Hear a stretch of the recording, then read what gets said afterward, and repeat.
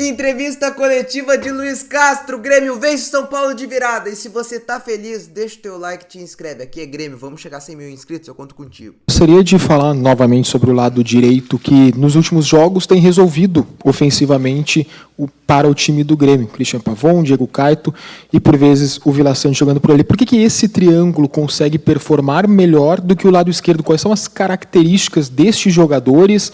Porque o lado esquerdo não consegue produzir tanto quanto o lado direito. E como solucionar esse problema? Hoje, houve a troca do Amuso pelo Giovani Cabral no começo da partida e ainda assim o Grêmio não conseguiu criar tanto por ali. Como fazer para que o Grêmio consiga ser mais equilibrado e atacar pelos dois lados? As equipas são feitas de sociedades, como acabou de falar, eu sempre disse, não é? Dentro de um campo, dentro de um jogo, há sociedades que se montam. Umas, em determinados momentos da época, têm mais resultados do que outras, mas essas pequenas sociedades depois ligam-se e dá o jogo.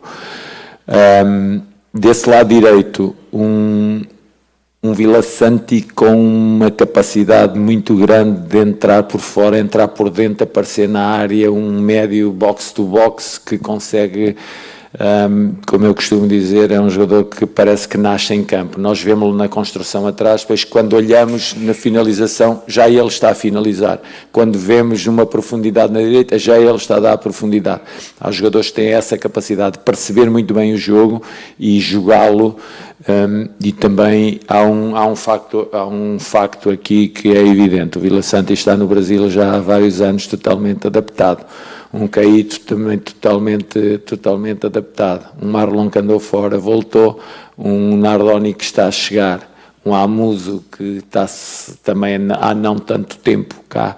Portanto, é natural que o lado direito, essa identificação, possa produzir um pouco mais. Mas eu hoje, neste jogo, era fundamental falar na coesão de equipa e aquilo que são como equipa e aquilo que foram como equipa e aquilo que conseguiram fazer ao longo de todo o jogo, fundamentalmente, mais uma vez, na primeira parte, uma primeira parte de um nível muito elevado, uma entrada muito forte na segunda parte, e depois o natural, depois o acumular dos jogos, a sentir-se no corpo, e a nós a esperarmos o máximo para fazer as trocas para dar um pouco mais energia, mas não as podemos fazer nos tempos que gostaríamos de fazer quando a equipa está descansada, porque a qualquer momento pode haver uma quebra de um jogador em função daquilo que é os jogos acumulados.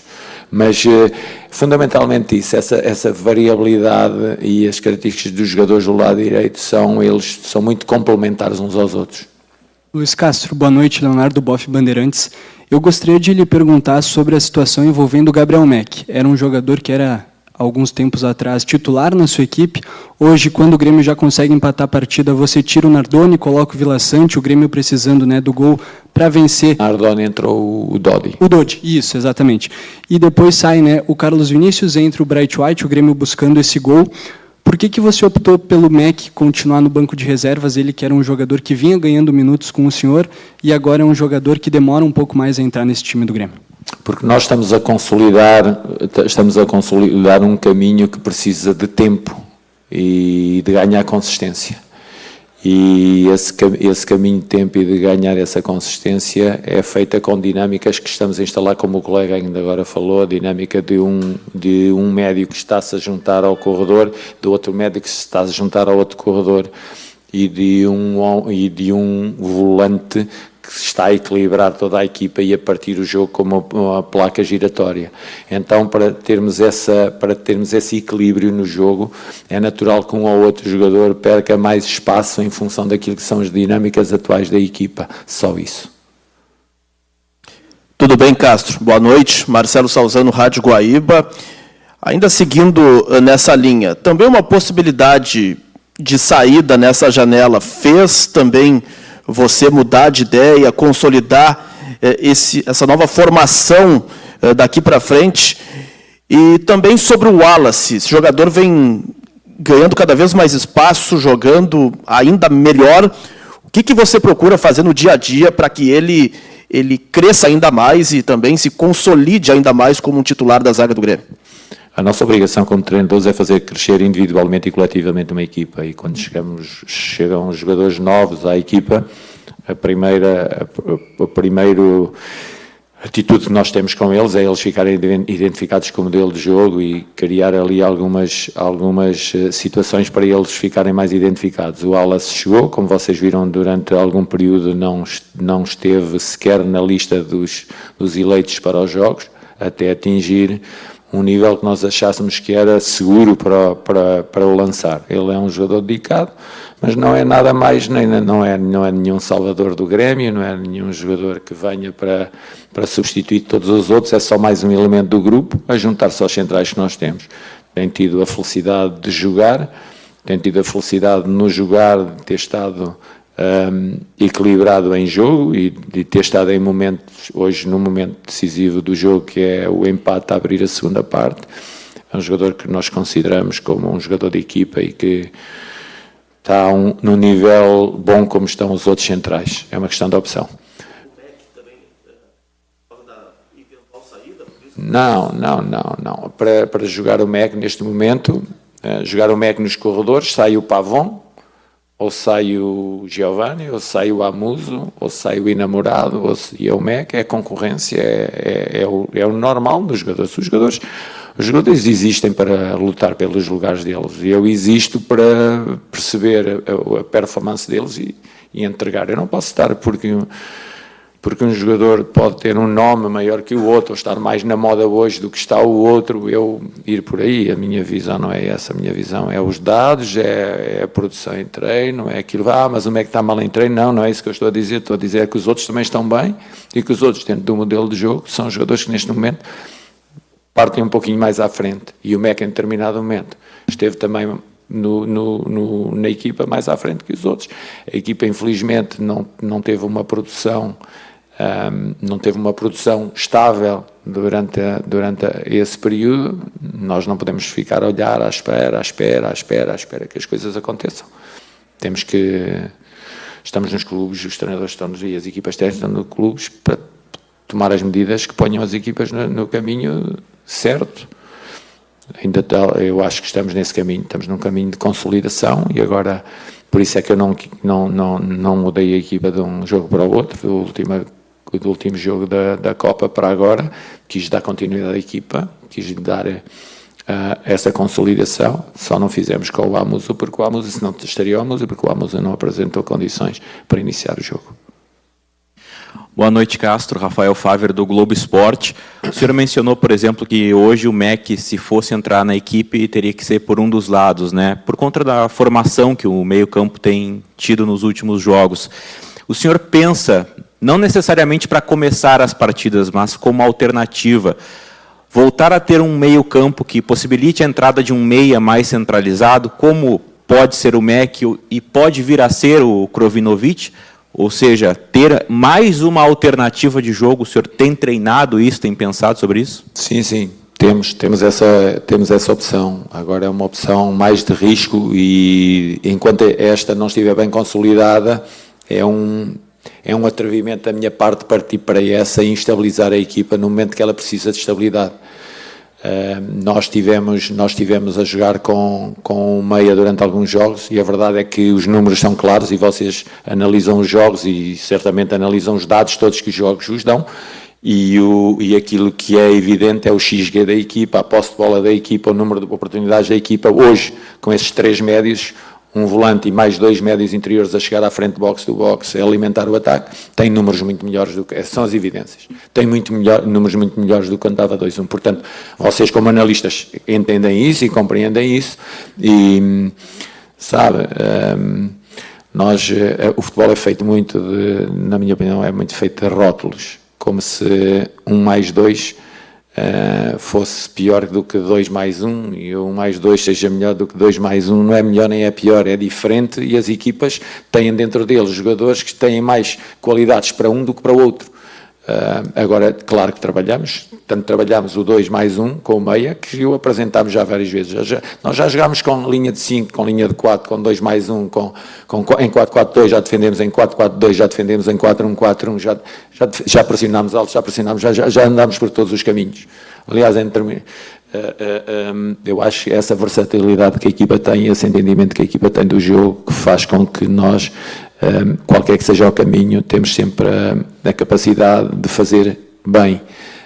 Agora, muitas vezes não conseguimos por isto ou por aquilo, então temos que nos encaminhar por aquilo que neste momento tem maior consistência. Neste momento é a dinâmica que tem mais consistência. A equipa se sente mais confortável.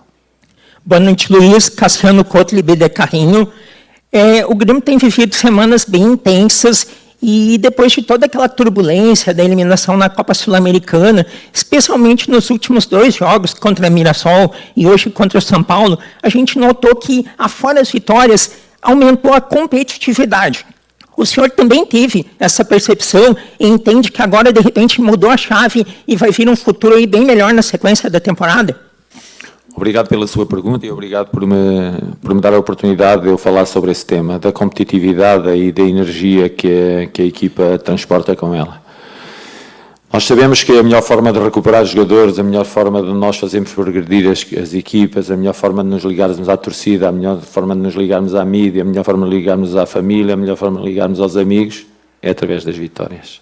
E as vitórias geram esse aumento cada vez maior de energia. E nós, quando queremos recuperar uma equipa, quando ela perde, é muito difícil recuperar a equipa. Por muito bem que ela esteja, quando ela perde, ficamos a meio caminho dessa recuperação.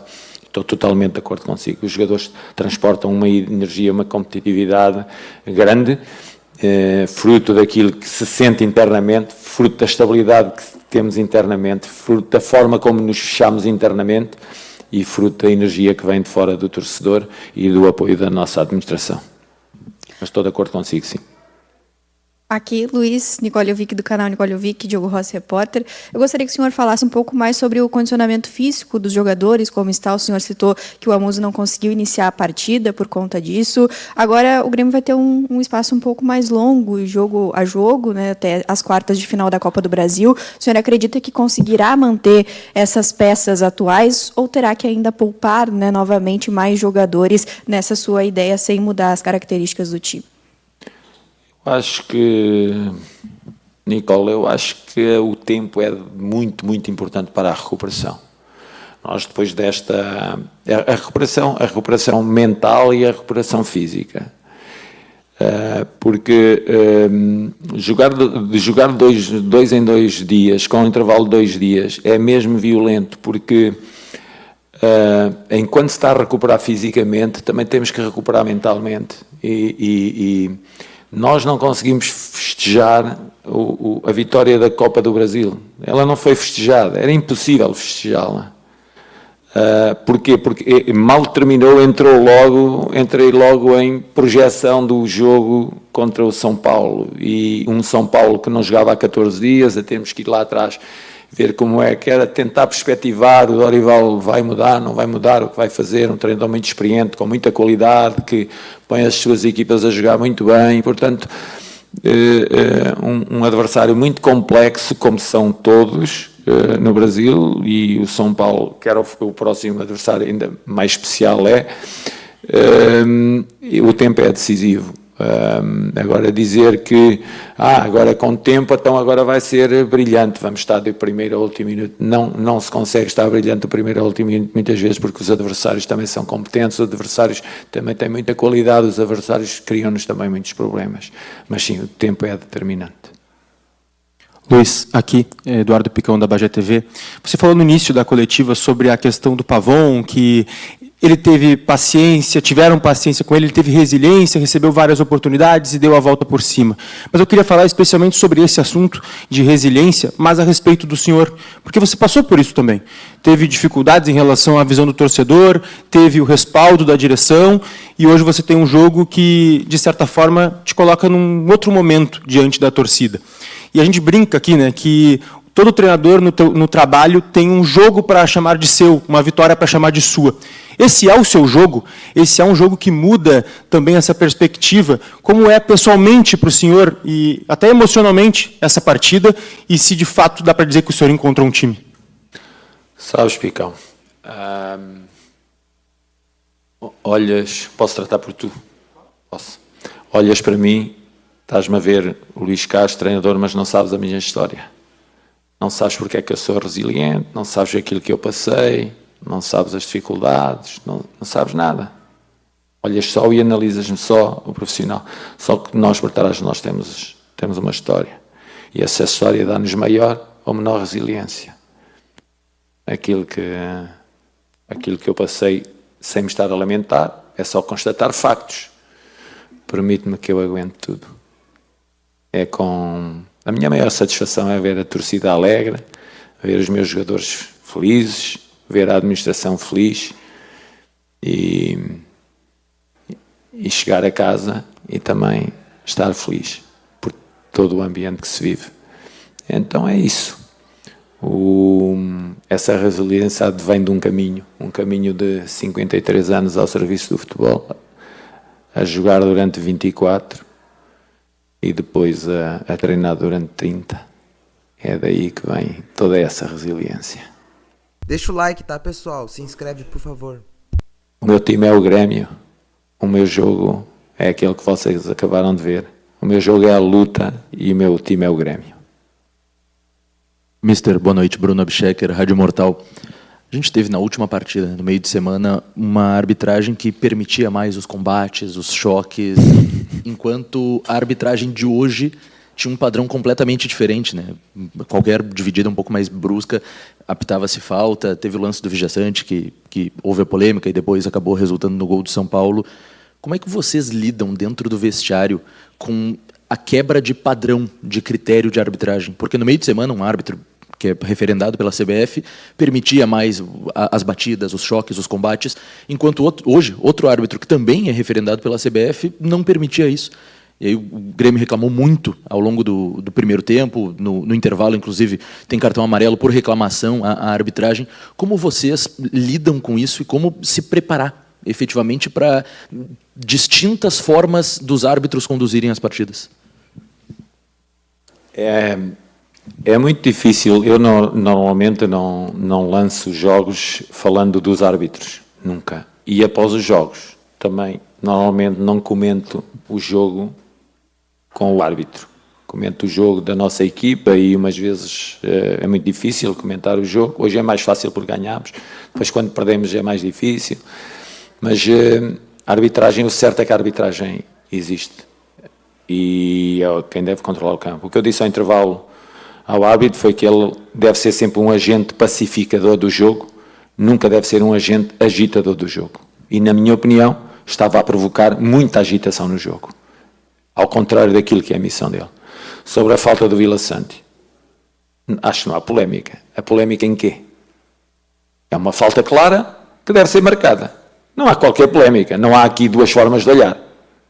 Há uma carga sobre o Vilaçante e não foi marcado na sequência. O VAR não pode intervir porque nós voltámos a ter posse e também cometemos o nosso erro. E, portanto, o erro do árbitro associado também ao nosso deu golo do São Paulo, quando a jogada devia ser perto da área do São Paulo, uma falta a nosso favor, poderia provocar perigo no São Paulo, que deu golo na nossa baliza.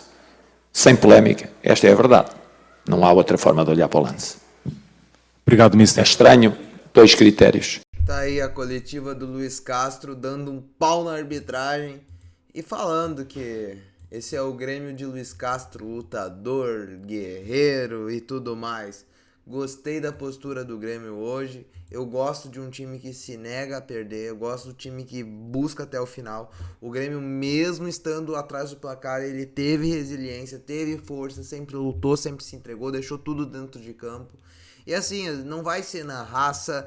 Não é o melhor time, não vai ser na raça, não. Vai ser na raça, não é o melhor time do mundo, não tem o melhor técnico do mundo, não tem os melhores jogadores do mundo, não tem.